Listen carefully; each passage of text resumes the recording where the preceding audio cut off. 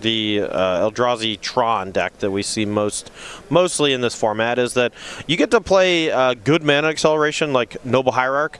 You also get to play good card selection like Once Upon a Time and Ancient Stirrings. And when Chalice of the Void is weaker in the format, I think playing those cards is a bit better. I'm not a huge fan of Eldrazi Tron at the moment, personally. Open competitors. Saw Noble Hierarch get bolted on Barich's side. Replaces that with a Strangleroot Geist and a Birds of Paradise. Thomas now has 2 Noble Hierarchs, which he will use to cast a turn 3 Reality Smasher, smashing for 7. Barich at 14, Thomas at 16. So we go back to Barich.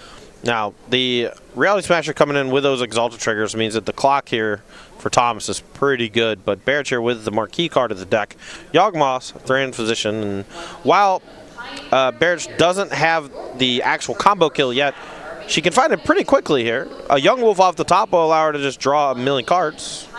Well, about 11, as Yawgmoth does cost a life to activate. That's true, that's true. But as you see, we're actually seeing like the quote-unquote like normal interaction of Yawgmoth, where it just eats up a bunch of Birds of Paradise and such. Very similar to the the old Phyrexian Plague Lord. Yeah. The Rock and his millions of fans. Yes, yes, yes. Yeah, Yawgmoth goes to work on those Hierarchs, and when you have an Undying creature, in this case a Strangleroot Geist, and just some other creature to sacrifice to Yawgmoth, you bring your Geist back with its Undying counter, use your other creature to get rid of that, put the -1/-1 counter on it, bring it back, so all your cards can kind of replace themselves that way. See a Thought-Knot Seer for Thomas. Take a look at that hand that was gassed up by the Yawgmoth. Get an Eldritch Evolution out of there. The Barich left with a Chord of Calling, and is casting a Wall of Roots. Pretty tough spot for Barich. She can go get another Undying creature, but she can only draw 5 cards, because Yawgmoth does lose your life every time you do the activated ability.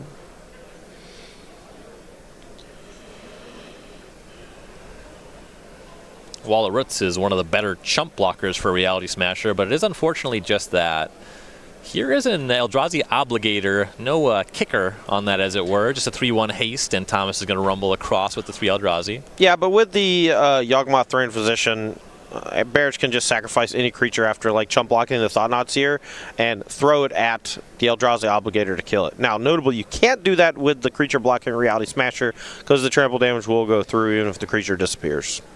Looks like Wall of Roots jumping in front of the Smasher. Barich contemplating some other blocks. Now, the 2/4 body on Yawgmoth can also just check the Obligator, but could also maybe put the 2/4 in front of the Thought-Knot Seer and then shrink the Thought-Knot Seer down a bit. Another option, Reality Smasher only makes you discard on spells. Abilities are good, so you could shrink the Smasher and just block it with your 0/5. You're going to see Chord of Calling for Young Wolf. So this is going to enter. Barich can sack it to shrink Thought-Knot Seer.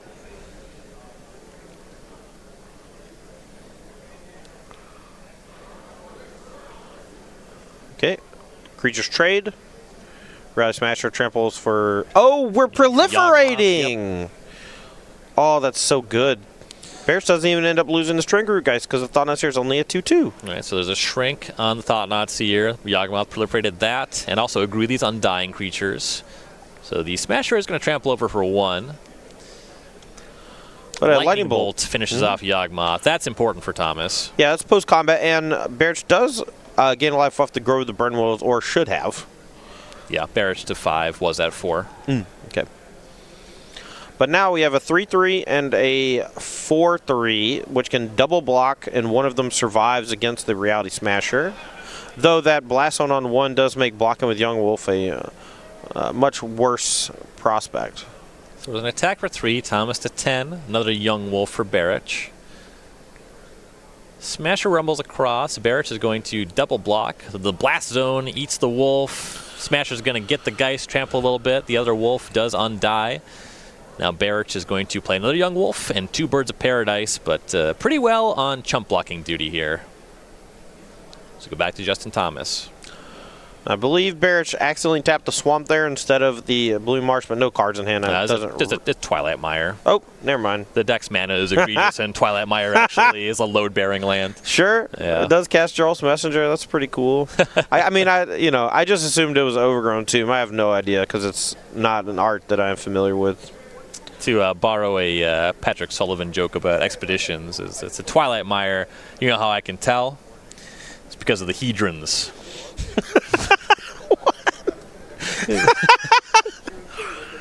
Okay. Justin Thomas wins that first game there.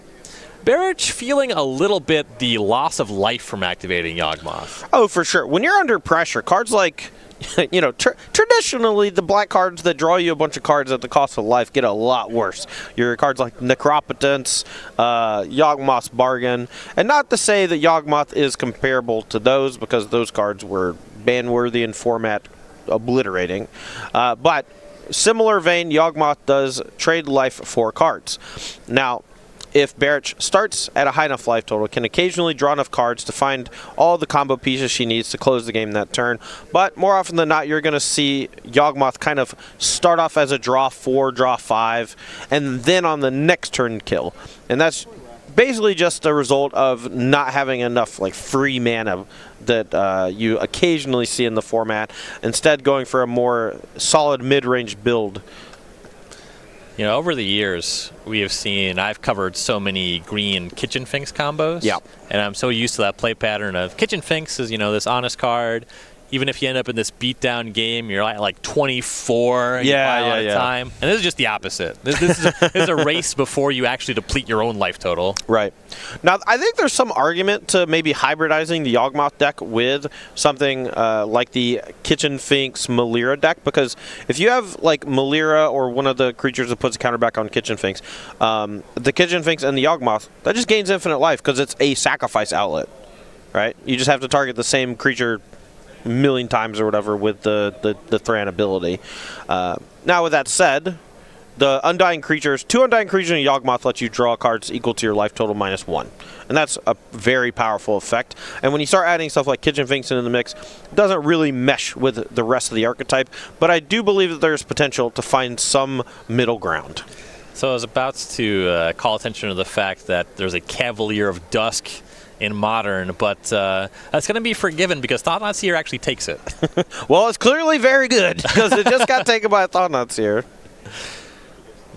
Players shaping up with some Once Upon a Times. There's a Stranglegeist and a Jarl's Messenger from Barich. Thomas was Hierarch into Thought-Knot Seer pretty quickly after Eldrazi Temple, and is going to Ancient Stirrings into another Thought-Knot Seer. Has a land, going to deploy that. Now takes Chord of Calling from Barich's hand and attacks for 5. Barich to 15. And Young Wolf for Barich. Just kind of treading water here as we see Thomas fire off another Ancient Stirrings. Now, this is the kind of deck that I think can give Barich some trouble. Just a very fast clock is pretty tough to beat in general for the Yawgmoth deck, simply because your life total is a very important resource. The creatures are just getting outsized, even with the Undying ability and them coming back. A lot of times it's just hard to block. So there was a reasonable block there. Barich did get to take down a Thought-Knot Seer, but took some damage for the trouble. At 10 now, but with 3 creatures that have undied, so they're going to size better going forward. Right, they're going to size better, but now they don't have the ability to recur. So they're just going to be normal trading in combat. Relevantly, even after undying, they all died a lightning bolt. That's just good design, if you ask me. 2 bolts kills all of them. Magic needs more creatures that die to lightning bolt. Yeah, more Planeswalkers that die to Fry also. I'd settle for Planeswalkers that die to lightning bolt. And so the big attack from Barich, and then a Barich just went hard in the paint. Wow! But Eldrazi Obligator going to clean that up from Justin Thomas. I don't know if Barich had